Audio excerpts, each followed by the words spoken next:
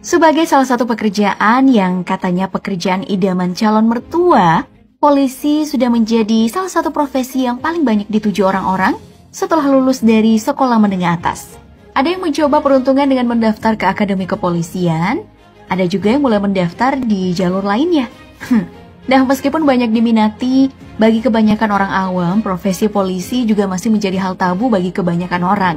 Ya, utamanya informasi perihal jabatan dan pangkat polisi. Hal ini tentu masih membuat banyak orang menjadi bingung. Apalagi dalam perjalanan ketatanegaraan Indonesia, ternyata sistem pangkat dari TNI dan polisi pernah disamakan hingga akhirnya berpisah di tahun 2000 silam, sebagai bagian dari agenda reformasi. Nah, perubahan pangkat Polri dan TNI dipisahkan setelah diatur dalam surat keputusan Kapolri yang dikeluarkan pada tanggal 3 Oktober tahun 2000. Soal kenaikan pangkat, biasanya perubahan pangkat Polri ini ditentukan oleh keputusan pimpinan organisasi yang bersifat promosi ataupun terjadinya rotasi jabatan yang disetujui oleh Kapolri.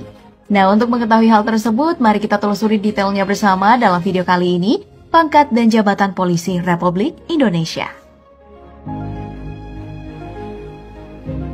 Yang pertama ada Tamtama. Tingkatan ini merupakan tingkatan paling rendah dari kepolisian. Pada tingkatan ini ada 6 tingkatan yang diakui oleh Polri.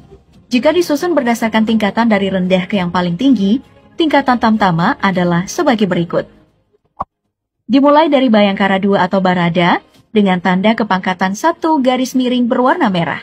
Lalu ada Bayangkara 1 atau Baratu dengan tanda kepangkatan 2 garis miring merah.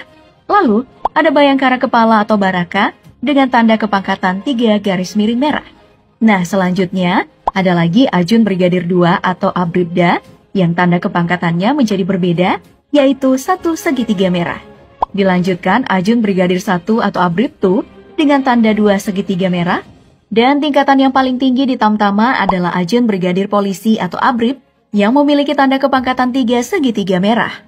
Nah, bicara mengenai Tamtama, bagi kamu yang berminat masuk dalam tingkatan ini, bisa dilakukan sehabis lulus SMA. Ada berbagai macam seleksi yang harus diikuti, dan juga ada pendidikan selama 7 bulan yang harus dilalui untuk masuk pada tingkatan pertama Tamtama. Dari Tamtama, mari kita pindah ke pangkat yang lebih tinggi, yaitu Bintara. Bagi orang awam, Bintara ini juga dikenal sebagai golongan 2 yang mengantarai Tamtama dan juga Perwira. Sebagai golongan yang berada di tengah antara Tamtama dan Perwira, biasanya bagi mereka yang berada di golongan ini akan menjadi penyambung antara Tamtama dan Perwira. Dalam beberapa kasus, Bintara bahkan sering dipercayai untuk membimbing dan mengepalai sejumlah anggota Tamtama.